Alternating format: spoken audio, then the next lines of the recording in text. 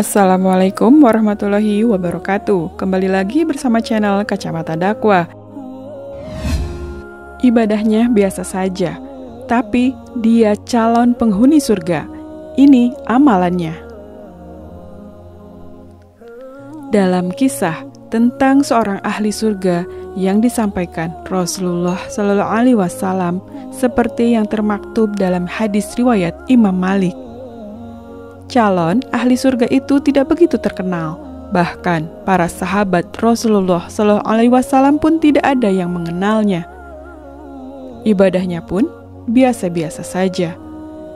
Dalam satu kesempatan di dalam Masjid Nabawi, Rasulullah Shallallahu Alaihi Wasallam berkata kepada para sahabat, "Akan datang kepada kalian sekarang ini seorang laki-laki penghuni surga."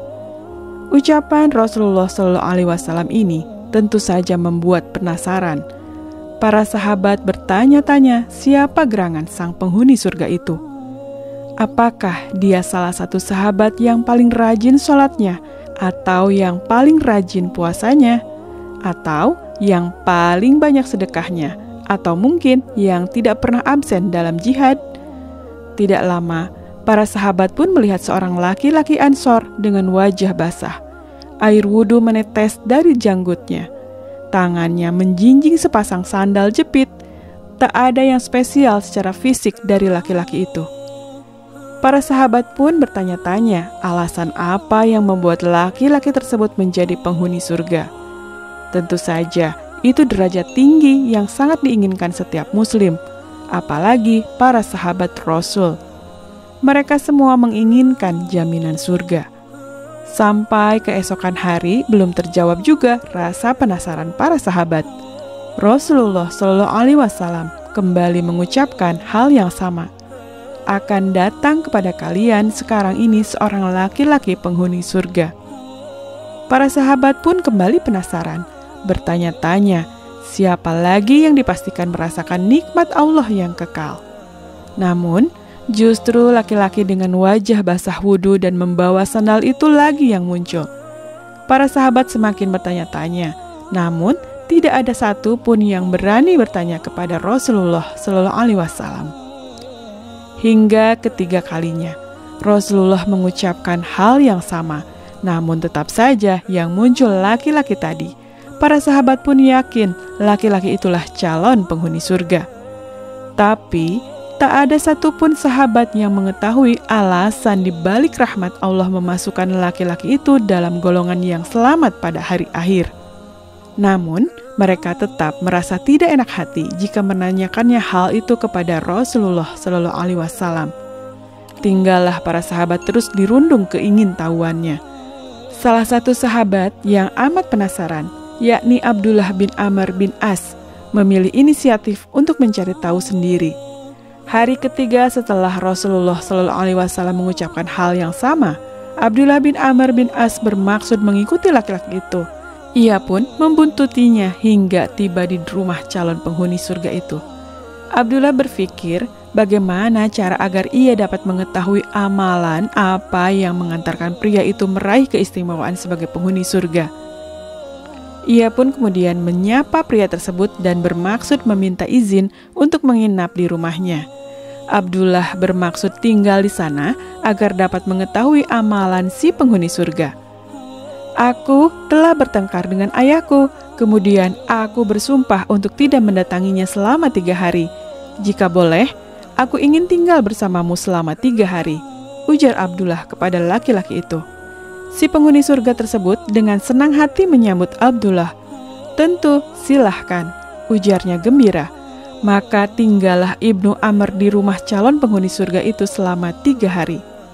Selama tinggal di sana, Abdullah mengamati setiap ibadah dan amalan yang dilakukan si calon penghuni surga. Hari pertama, Abdullah tak menemukan adanya amalan spesial dari laki-laki itu. Hari kedua, ibadahnya masih sama, tak ada yang istimewa. Hingga hari terakhir, Abdullah tak juga menemukan ibadah yang luar biasa dari si laki-laki yang berhasil meraih keutamaan surga tersebut. Abdullah hanya melihat ibadah si laki-laki yang biasa, hanya menjalankan ibadah wajib saja. Di sepertiga malam, pria itu tak pernah bangun sholat tahajud.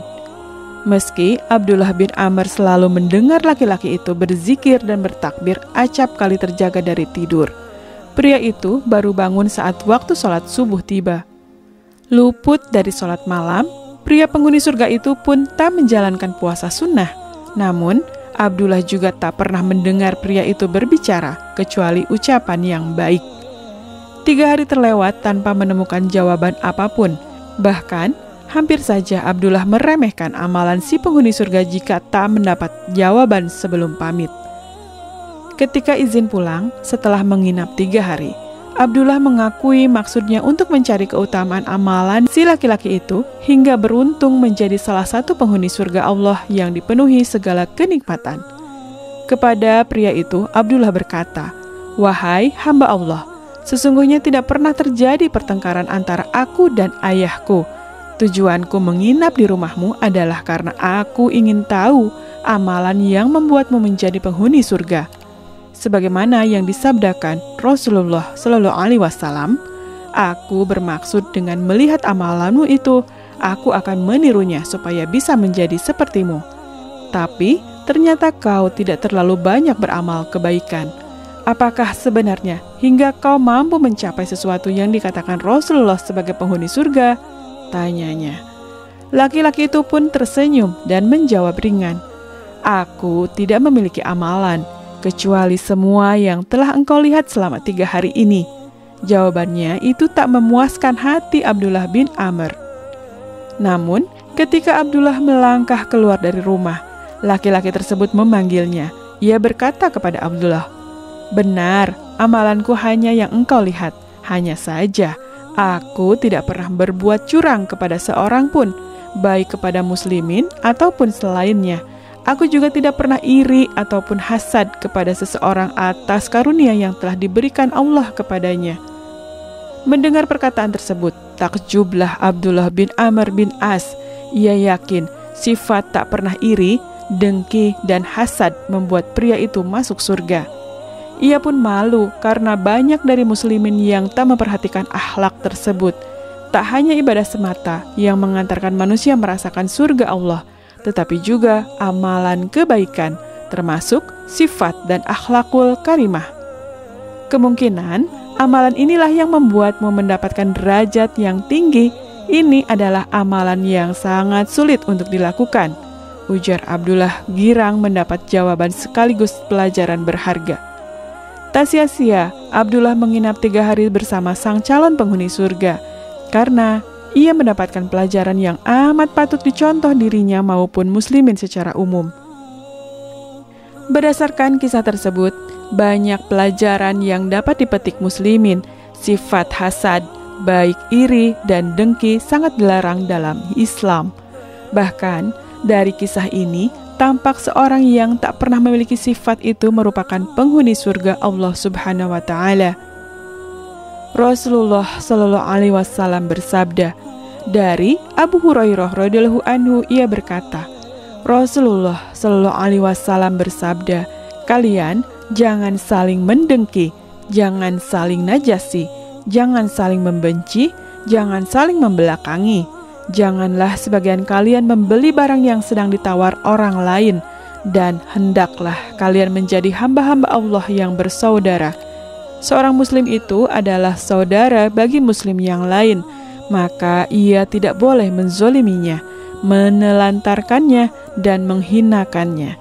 Takwa itu di sini beliau memberi isyarat ke dadanya 3 kali. Cukuplah keburukan bagi seseorang jika ia menghina saudaranya yang muslim.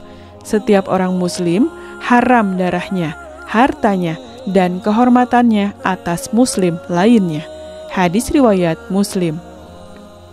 Sifat dengki ada pada watak manusia karena manusia tidak suka diungguli orang lain dalam kebaikan apapun.